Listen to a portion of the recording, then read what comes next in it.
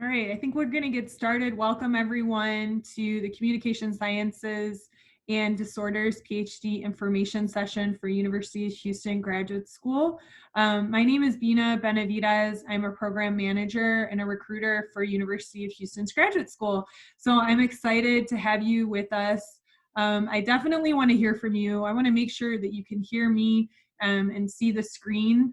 So if you can, write in the chat box how you heard of this information session. We definitely want to hear from you. Maybe you're a current UH student, an alumni, maybe you just ran across some advertisement or came on our website to learn more.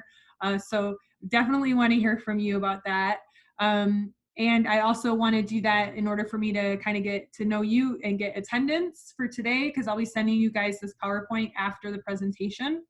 The next thing I'd like to do is I'm going to introduce Dr. Finich Bunta. He is the PhD program director. He is going to be helping us connect with some great information about this new PhD program. And I want to thank him and all of the staff and faculty for being here today to help make this session happen for us.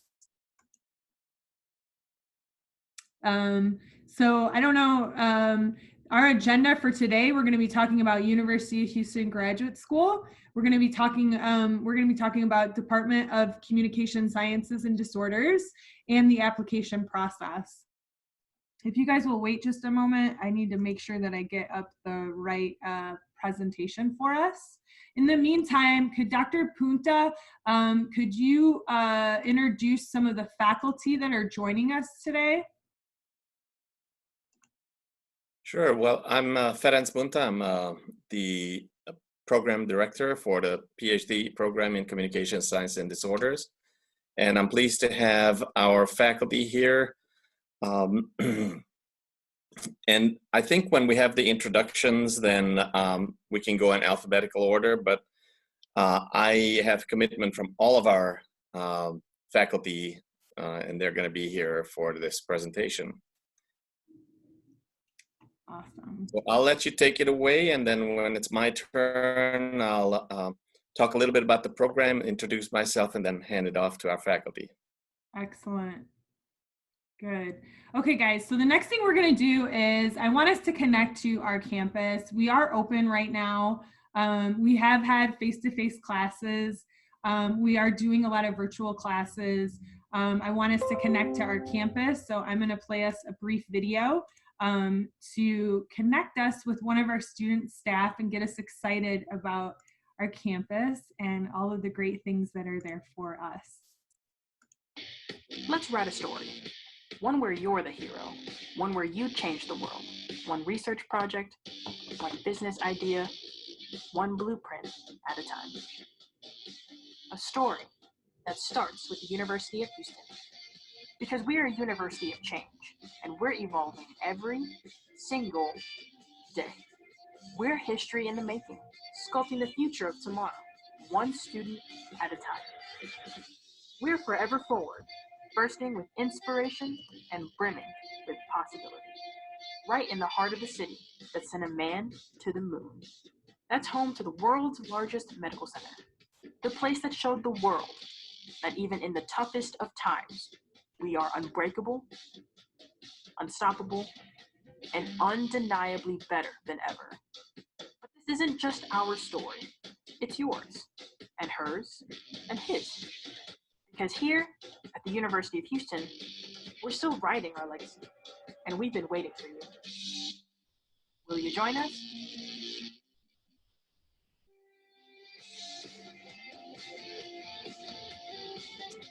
So go Cougs, that's our powerhouse.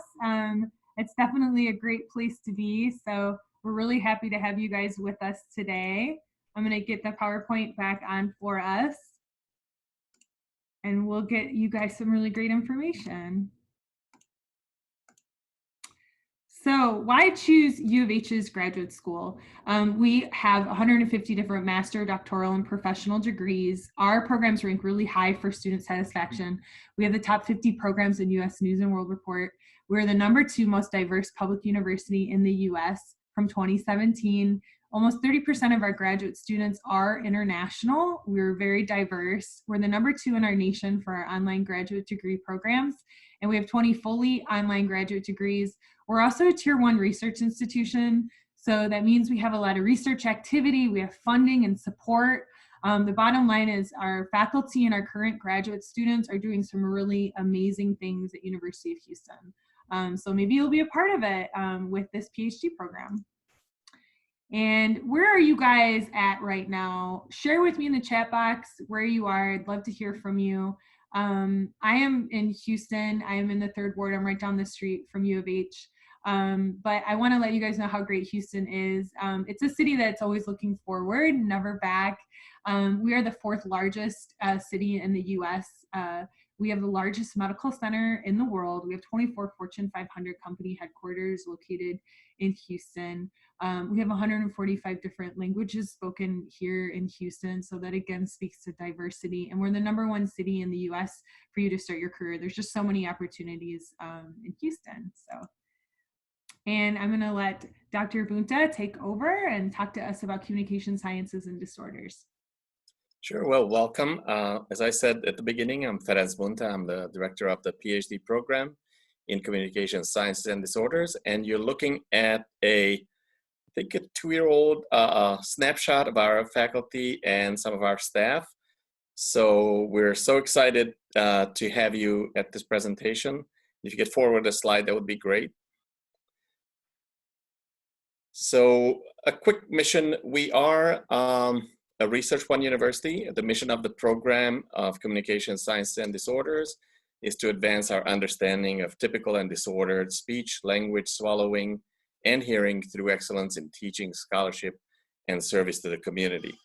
For you, that means that we are, I would like to think, one of the top universities in Texas, and we have a brand new PhD program, as you know. Our rankings have increased steadily.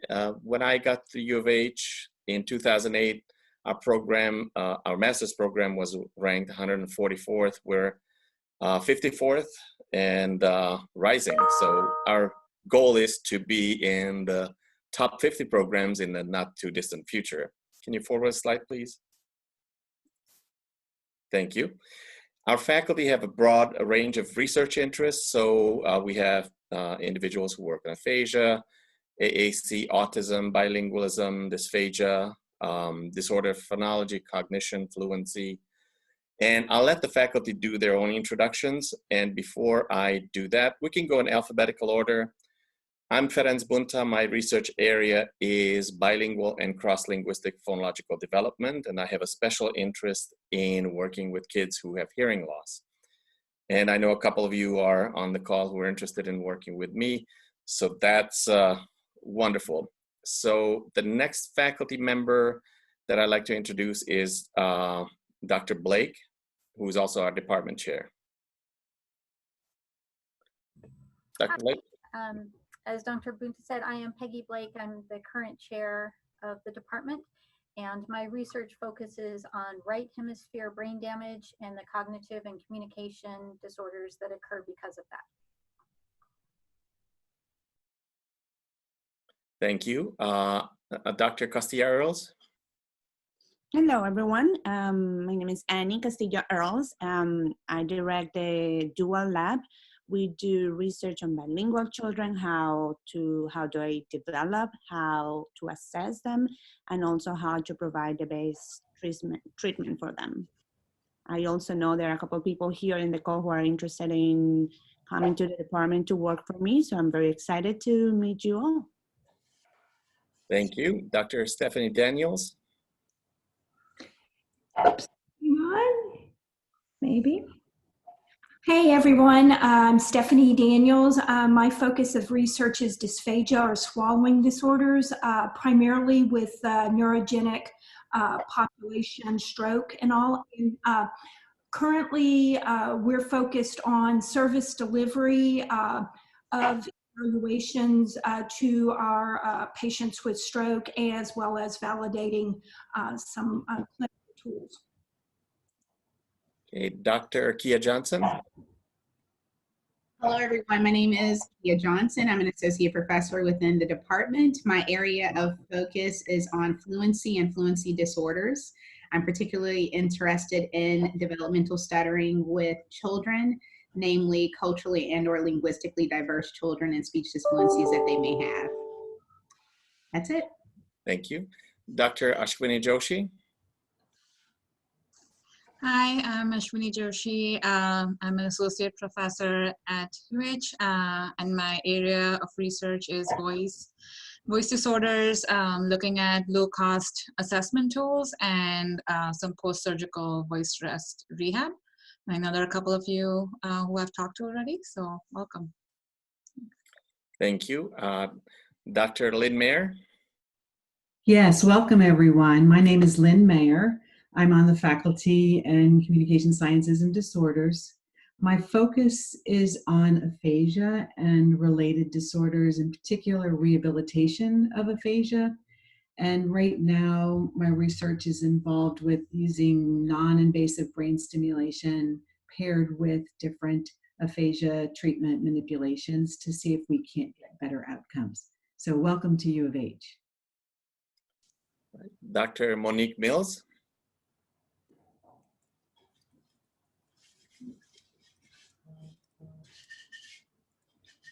I'm sorry. Okay. Can you hear me? Yes. Oh, you can. Awesome. I have a contractor here, so I'm masked. I'm wearing my mask. But hello, everyone. Welcome to U of H. Dr. Mills, my research centers on narration, which is the language of storytelling. I'm interested in how to assess narration in ways that are culturally fair for African American English speaking children in grades 2 through 5. So if you're interested in child language assessment, in monolingual populations of children who may also be bidialectal, speaking more than one variety of English, I'm your person. And I want to thank Aronia Brown for being here. She contacted me earlier, and if there's anyone else, I can't see the full participant list, but welcome. Thank you. And Dr. Amber Thiessen. Hi all, I'm Amber Thiessen. My area of focus is augmentative alternative communication, specifically for adults with acquired neurological conditions like TBI and aphasia, and my research focuses on AAC display design and improved facilitator support. And I know a couple of you on here as well, so welcome. All right, thank you very much. I hope I covered everyone. I'm pretty sure I went in alphabetical order, although if I didn't, please forgive me. So can we forward a slide to the next one, please? I do want to say that, as you saw, that we have faculty with various expertise, but we also have opportunities to work with faculty at the University of Houston as well as partner institutions, for example, in Department of Psychology or Education or Health and Human Performance, and the variety of other departments, as well as the Texas Medical Center, for example, Baylor College of Medicine, the UT Health Science Center, and Rice University. So I just want to make you aware that you not only have the resources of our own department, but the entire University of Houston and local and other partner institutions. So I think I'm giving it back to you, Bina, right? And then I'm going to talk about the PhD program afterwards, or?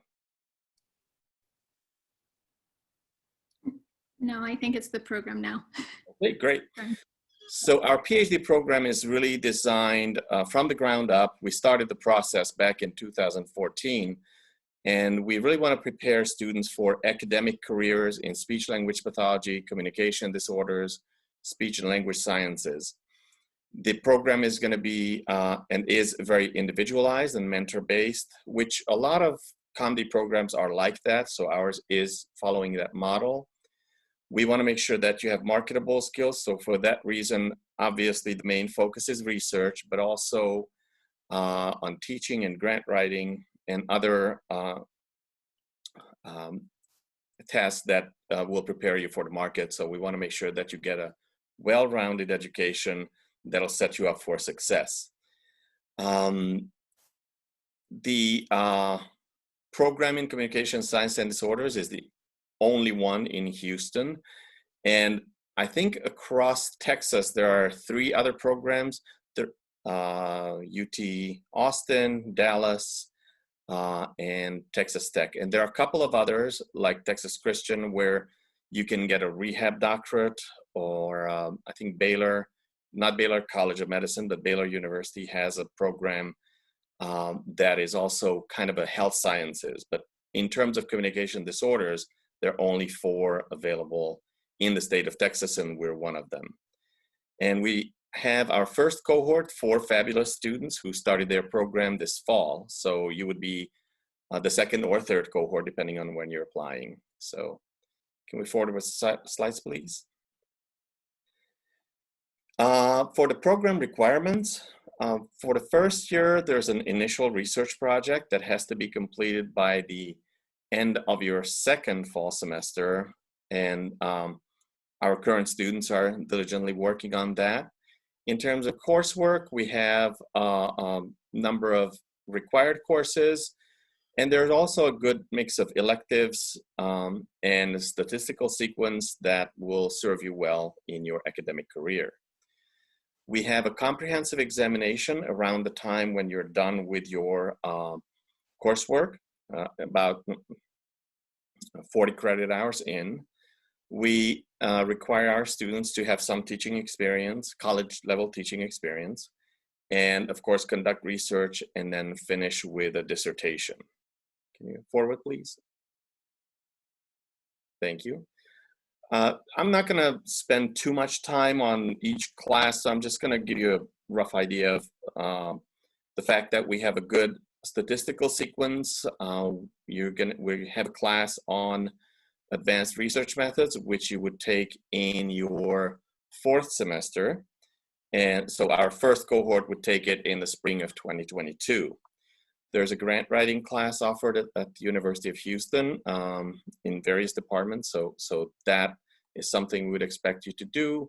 There are teaching methods courses that are offered not by our department, but partner departments across the university. Then our department offers a pro seminar that will become available when we have our first cohort get to that point. And then we have independent studies and special interest topics depending on how many students we have interested in one given topic. Obviously, if there's 1 student per topic, that's an independent directed study. If it's like 4 or 5 or more students interested in the same topic, then we can consider offering like specialized topics then. There are also electives outside the major. The ComD research class is really for your for your initial project. So you take a ComD, a 3-credit research in your first semester, another 3 credits in the spring semester of your first year, and then complete your initial project, and then dissertation. Okay. So that's in a nutshell what a typical program of study would look like. Can we forward, please? So I think at this point, I'm gonna give it back to Bina, and then we'll come back for a Q&A later. So take it away.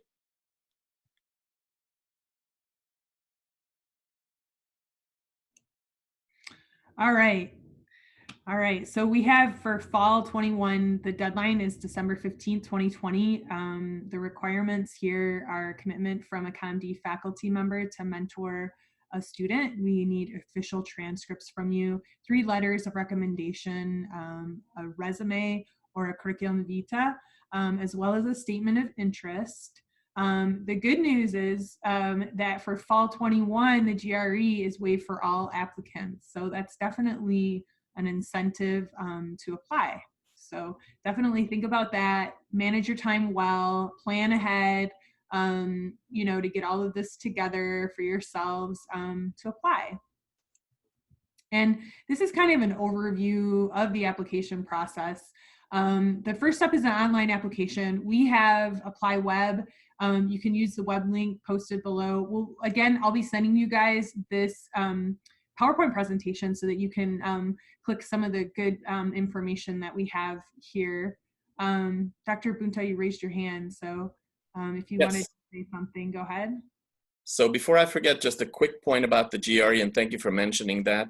We requested a waiver of the GRE for the following year as well. So things are, I'm sure you've heard in academia, things are changing in that regard, but we requested an exception again for the following year. So don't panic if you haven't, if you're like, well, I'm not ready to apply this year. Following year, the same rules apply regarding GREs. Thank you. All right, so there you go. So again, with the online application process, you would set up an account with the username and password. You can log in and out of that account to add different information as well.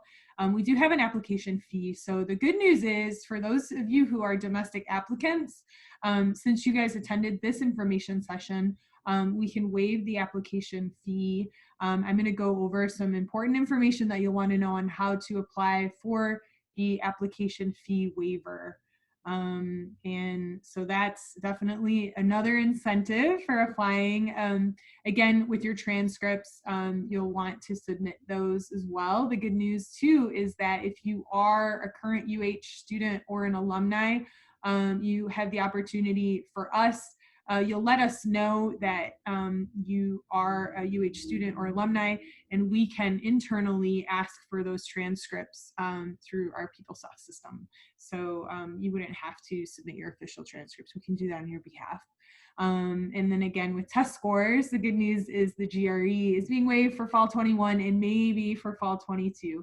And then the other additional materials that we just went over in the prior slide are some of the things that you'll need for that. So really good, easy process. And then for those, for the application fee waiver, again, it's for domestic applicants. This is the process. This is how to request the application fee waiver code. What you'll do is reach out to UH's graduate school once you got into the end of the application to get the application fee waiver code.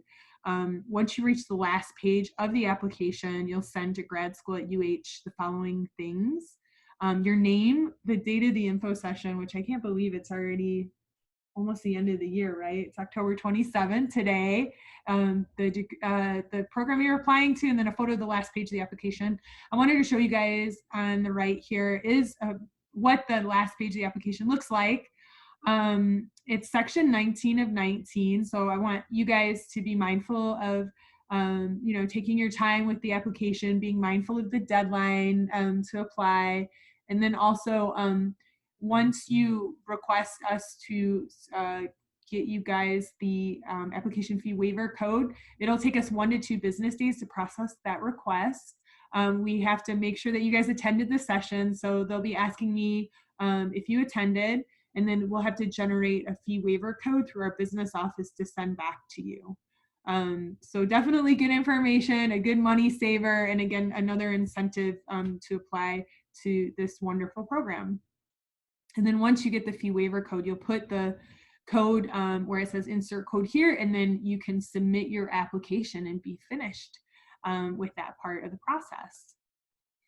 And then here is some good information about communication sciences and disorders contact information. For email of Dr. Bunta, and as well as connecting with more information about the PhD program. The web link is there. The program has a lot of information online to learn more as well.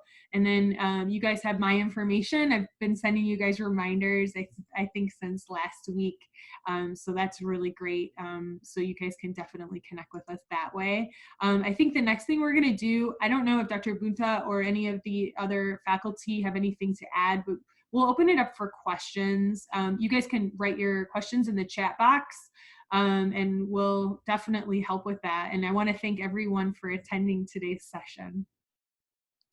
Well, thank you very much. That was wonderful. Thank you so much. I'm so glad we have a great support system within the university. And speaking of that, I saved the best for this time before the questions. It's my distinct pleasure and privilege to introduce Paula Nino-Kerr to you, who is our fabulous PhD program coordinator or program manager, but she's wonderful, and I know many of you have been in touch with both of us. So Paula, why don't you introduce yourself? Sure. My name is Paula Nino-Kerr, as Dr. Bunta mentioned. I am pretty new to UH. This is my 6th month, so I started the beginning of the pandemic. So it's been interesting, but I love what I've been learning. I love the program, and feel free to reach out. I'll put my email in the chat if you have any questions with your application process or about the program itself. I'm happy to help out with that as well. Thank you. Okay, so I think we're ready for questions now. And Monique asked a question about, are we going to put prospective students in touch with current students? Yeah, we could, sorry. I'm having a little bit of a hard time going between the chat and the presentation. So I think the other thing is, yes, once you're in the program, I mean, I think it's a good idea to talk to previous students. And as I said, we have a whole support system for you. So it's not just you're enrolling in the program and go through the motions, but we really are a UH family here. So with that said, are there any questions from prospective students? There is one, parents. It says on the application, there is a space for a portfolio, writing sample. Do those apply to these program? And also there's a required space that says supplemental documentation. Do you know what that is in reference to? I think as a default, all the programs leave that available. So for the only materials that we require are the listed ones. Some students might provide a writing sample, like it's rare, but if you have a student who published a paper or did a poster presentation or something like that, that could be uploaded there for where the portfolio or the writing sample is, but those are not required. And out of fairness for all the students, we're considering the information that we asked for. It doesn't hurt to have the extra information, but no. So if you're like, I don't know what this is for, just leave it blank. Some students uploaded their resumes, like their work resumes, to show that they've done clinical supervision. That's not required. And yes, you can turn your mics on and ask questions. First, I have a question for the students. I'm not from U of H, but I would like to get in contact with some U of H students to see what the atmosphere is like and what the program is like for them. So if you guys have like a group me or something you could send me the link to, I would really appreciate it. Number 2, are there any benefits to doing the master's at U of H before doing the PhD there, or would it be okay to do it at a different place? Because I'm at UTD right now, and I'm considering doing my master's here or at U of H. Thank you. So Paula, if you can, I think we have to ask the students first. So if they agree, yes, absolutely. I think it's a great idea to talk to them, especially if you're considering applying for later years. So this year, the deadline is coming up soon. The deadline is December 15th. So I want to remind everyone of that. But yes, there's still time to talk to students if they're open and willing to. And if parents, may I add something there? Yeah, sure. We usually, what I do is I encourage the students who are interested to work in a lab to see if there are any PhD students in the lab, and then try to talk to those students, right? Because you want an idea of the microcosm of the lab. So check with your advisor first, because the other students might have diverse experience. But that is always something that I encourage people who contact me to do. Is not, like, if the best way to do it will be with your future advisor. Ask them, is there someone in your lab that I can talk to? I think it will be a good way to. That's a great point. That's excellent. Thank you for that. And yes, please ask the advisor first. Yeah, you don't just want to randomly go and bombard It's like, where's this coming from? So you want to make sure that, yes, you're getting the information about the lab in which you're interested. So, and if that's not available, you're still welcome to reach out to other students, assuming that they're okay with that. And then your second question was about master's program. It really, the PhD, so those of you who are wondering, do we have a master's in passing? So if you're coming in either from like a linguistics background or a bachelor's degree in something, even in ComD or something else, can you get a master's and clinical certificate in passing? And the short answer to that is no. So you'd have to do, if you want to be a certified clinician, you have to do that program first. Where you do that, I mean, of course, we'd love to have you at U of H, but I'm going to say that it really doesn't matter. I mean, I'd recommend doing a competitive program. And then for a PhD, I think it's critical that you go with someone whose area of interest you share a lot. So, for example, if there's a specialist on bilingual aphasia, I'm just making this up, then there's probably not a lot of people that do that sort of research. So you'd identify those people and talk to them. But the master's and the PhD are not tied together in our program. I don't know if other faculty have input on that. This is Peggy Blake. I would recommend, Dorothy, look at the programs and what they offer in terms of what you're really interested in. You know, UTD being in Dallas, I'm sure they have a lot of different clinical opportunities. Here in Houston, we have even more than that, just because of our location and being next to the med center and so many different school districts and things like that. So we really have a wide variety of clinical opportunities, both for externships, but also within the clinic we have here. And I know the Callier Center is, they have a, you know, big, beautiful clinic there too. So look and see, look at the experiences you'll get there. Look at the research opportunities that you will get in terms of either a master's thesis or helping with research in some other way to determine what might be the best fit for you at that point in your journey. But as Dr. Bunta said, it doesn't, in the end, it doesn't matter to us if you come to us first, but you know, look and see what's really going to get you the experiences and the knowledge that you most want. Thank you. That helps me a lot. Thank you, Dr. Blake, and great questions. Yes, we have another one by Janelle Flores about references. The question is, do references get an email? Yes, they do that automatically, and they submit their recommendation on CollegeNet. So that's, yeah, you can't, please don't upload their recommendation on your own, because those are usually not acceptable. So you want to make sure that your faculty or whoever your recommender is submits their letter via the CollegeNet portal. There's another question that asks if there is a part-time PhD program. If a student can do the PhD program part-time. Yes, yes, and that actually is specified on our webpage, so you could do it part-time. There are still some time limitations, so just because it's part-time, it doesn't mean that, you know, I could take one course a year, but I'm sure that's not the intent.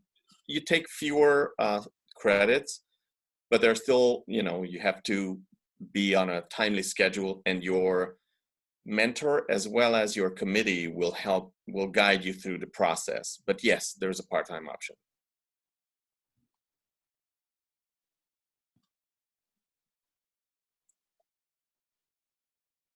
Any other questions, either in the chat or in person? Feel free to unmute and ask us.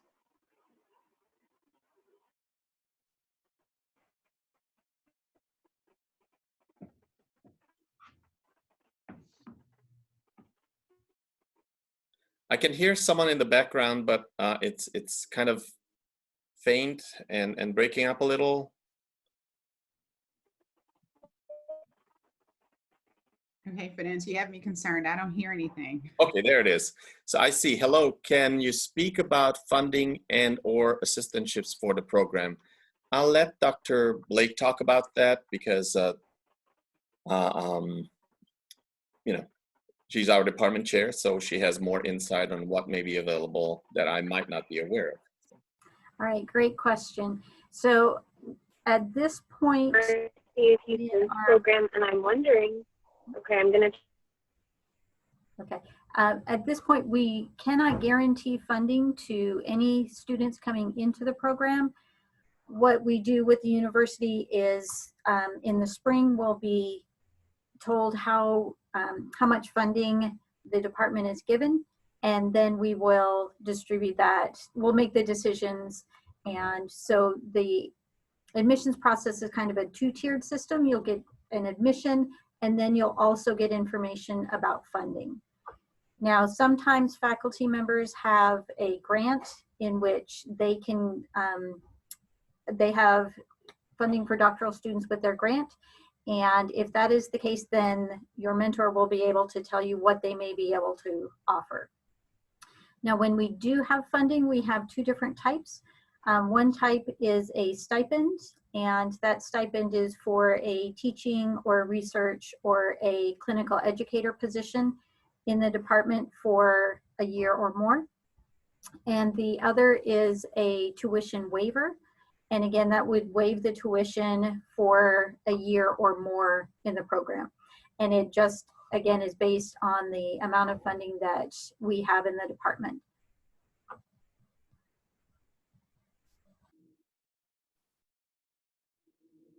And as Dr. Blake said, in your letter of acceptance, it'll specify what we can offer at that time. So it's not like, well, when you're admitted, you will know what's available. And yes, I strongly encourage you to talk to your prospective mentor to see what they may have, and especially if it's not for this year.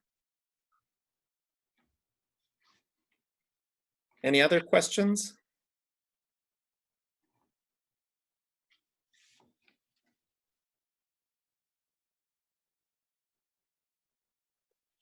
All right, I don't see any other.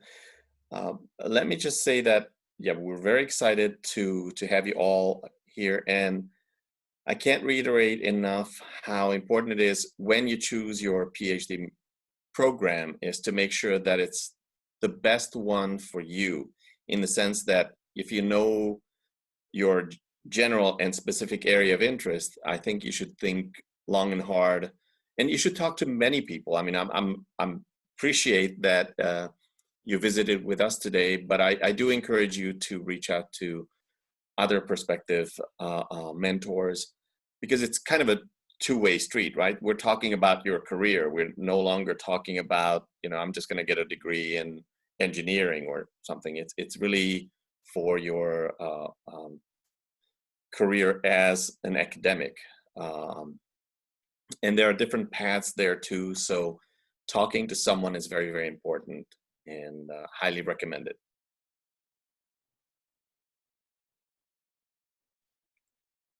All right. Thank you. Yeah, thank you for attending. Any other questions? Any other comments from faculty or Paula? No, thank you everyone for attending. Bina, I don't know if, and thank you to Bina for helping us. Yeah, with thank this. you, Bina. Oh, you're welcome. Yeah, thank you, everyone. And I do want to encourage you to, if you're like, well, I didn't want to ask this question to the group. If you want to ask individualized questions to any one of us, I also encourage you to do so. So there are no more questions. It's been a pleasure getting to know you. I was hoping that by October of this year, we would be able to do an in-person, but I'm really hoping that by next spring, we'll be able to, you know, to meet face-to-face at some point. So go Cougs. And any questions, you know how to find us. So thank you very much for being here. And I don't have anything else other than please do reach out to us. We hope to see you here at U of H. Thank you, everybody.